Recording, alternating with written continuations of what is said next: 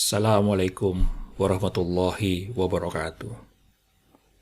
Sahabat An-Nur yang berbahagia. Hari ini kita akan membahas hadis-hadis terkait dengan Idul Fitri dan Idul Adha. Yang pertama, Idul Fitri dan Idul Adha pengganti Hari Raya Nairuz dan Mahrojan. Yang kedua, haram berpuasa pada hari raya. Yang ketiga, sholat Idul Fitri dan Idul Adha. Yang keempat, dalam merayakan dua hari raya, disunahkan bertakbir. Selanjutnya, sholat Id tanpa diiringi sholat sunnah. Berikutnya, jumlah takbir dalam sholat Idul Fitri. Selanjutnya, wanita dianjurkan sholat Id. Jika hari raya bertepatan dengan hari Jumat. Baiklah, mari kita simak satu persatu.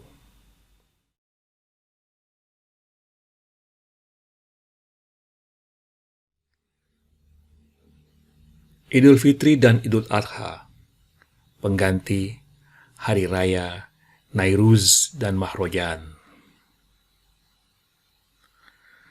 Muhammad Rasulullah Shallallahu Alaihi Wasallam bersabda, sesungguhnya Allah mengganti kedua hari raya masyarakat jahiliyah dengan dua hari raya yang lebih baik, yaitu Idul Fitri dan Idul Adha.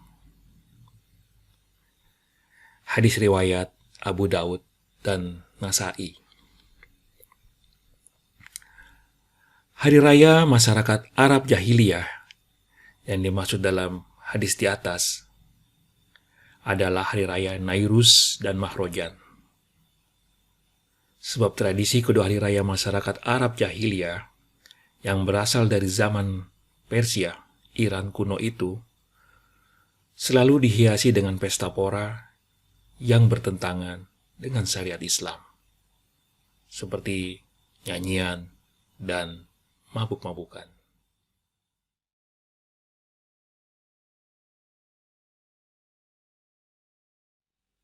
Haram berpuasa pada hari raya.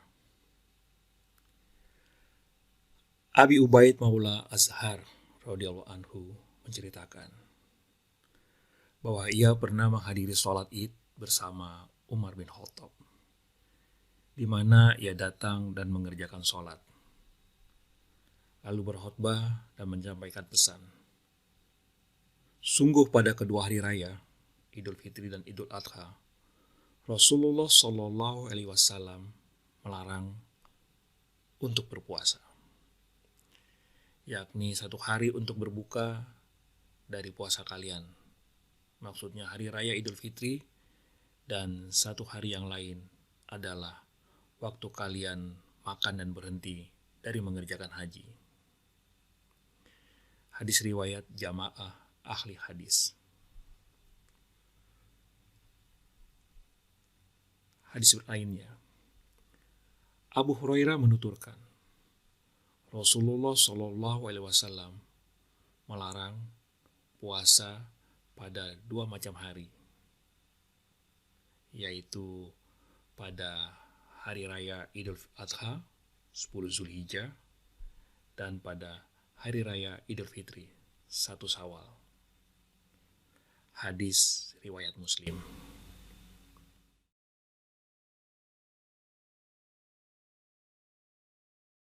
Salat Idul Fitri dan Idul Adha.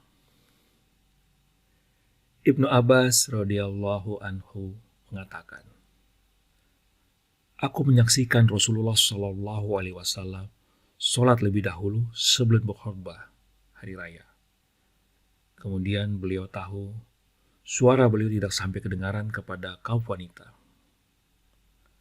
Lalu beliau mendatangi mereka, memberi mereka peringatan dan pengajaran. serta menyuruh mereka bersedekah. Sedangkan Bilal membentangkan kaitnya, dan para wanita menyerahkan cincin, kalung, dan perhiasan lainnya, dengan meletakkannya ke kain Bilal itu. Hadis riwayat Muslim. Sholat Idul Fitri dilaksanakan setiap tanggal 1 Syawal. Sebelum melaksanakannya, umat muslim disunahkan makan lebih dahulu. Sholat Idul Adha dilaksanakan setiap tanggal 10 Zulhijjah. Sebelum sholat Idul Adha, kita disunahkan tidak makan dan tidak minum lebih dahulu. Usai sholat Idul Adha, umat Islam yang mampu disunahkan menyembelih hewan kurban, unta, sapi, kerbau, kambing, atau domba. Penyembelihan kurban ini dapat juga dilakukan pada tanggal 11, 12, 13 Zulhijjah yang disebut dengan hari Tasyrik.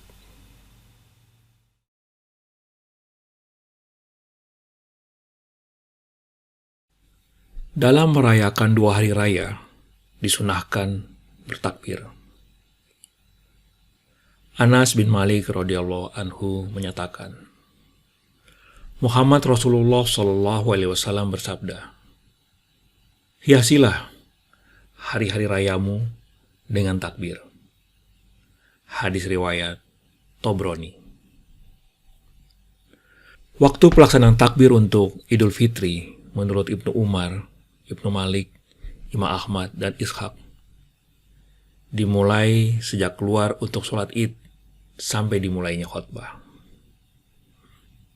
Sedangkan Imam Syafi'i menyatakan takbir dimulai sejak terbenam matahari di hari akhir Ramadan sampai dimulainya khutbah. Takbir pada Idul Adha menurut Imam Malik dan Imam Syafi'i dilaksanakan sejak zuhur pada hari Idul Adha sampai waktu sholat subuh pada hari Tasyrik terakhir. Sebaliknya, menurut Imam Ahmad, Abu Saur, dan Sufyan Sauri, dimulai sejak subuh pada hari Arafah sampai waktu sholat asar pada hari Tasyrik yang terakhir.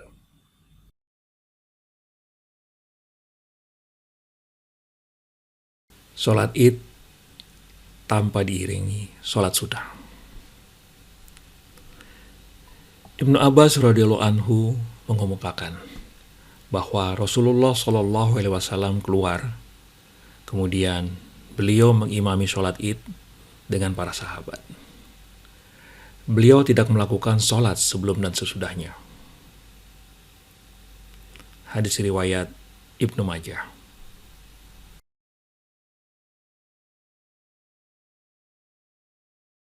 Jumlah takbir pada sholat Idul Fitri. Amr bin Shu'aib menyatakan bahwa ayahnya mendengar cerita dari kakeknya. Muhammad Rasulullah SAW bersabda, takbir pada sholat hari raya Idul Fitri itu 7 kali pada rakaat pertama dan 5 kali pada rakaat kedua. Setelah takbir pada masing-masing rakaat, barulah membaca surat Al-Fatihah dan ayat-ayat Al-Quran. Hadis riwayat Bukhari dan Abu Daud.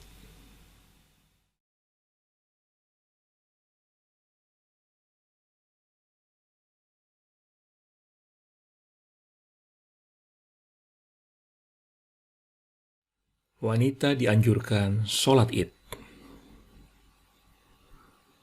Ummu Atiyah radhiyallahu anha mengabarkan, Rasulullah SAW menyuruh kami pada hari raya Idul Fitri dan Idul Adha supaya membawa wanita-wanita muda dan para gadis dan wanita haid sekalipun supaya keluar ke lapangan untuk sholat id.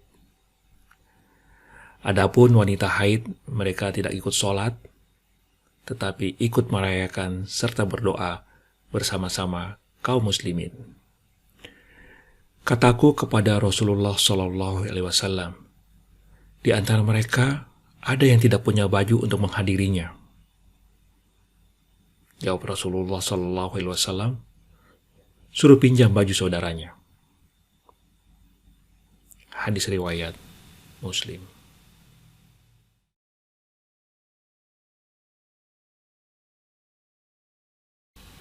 Jika hari raya bertepatan dengan hari Jumat. Ibnu Abbas radhiyallahu anhu mengungkapkan, Rasulullah Shallallahu Alaihi Wasallam bersabda, sudah berkumpul 2 hari raya pada hari kamu ini. Maka barang siapa yang mau mengerjakan sholat ini, sudah mencukupkannya dari sholat Jumat. Dan sesungguhnya kami sendiri akan melakukan sholat Jumat, insya Allah. Hadis riwayat Ibnu Majah. Kadangkala hari raya Idul Fitri atau Idul Adha bertepatan dengan hari Jumat. Oleh karenanya, jika kita sudah mengerjakan sholat Id dan berhalangan untuk melaksanakan sholat Jumat, maka kita tidak berdosa jika mengganti sholat Jumat itu dengan sholat zuhur. Karena sholat Jumat yang bertepatan dengan hari raya, hukumnya sunnah. Meskipun demikian, usahakanlah tidak meninggalkan sholat Jumat, karena banyak keutamaannya. Bukankah Nabi Muhammad SAW berjanji tetap melaksanakan sholat Jumat? Apabila hari Jumat tidak bertepatan dengan hari raya Idul Fitri atau Idul Adha, maka kita harus mengusahakannya untuk sholat Jumat, karena hukumnya wajib. Wabillahi taufiq wal hidayah. Wassalamualaikum warahmatullahi wabarakatuh.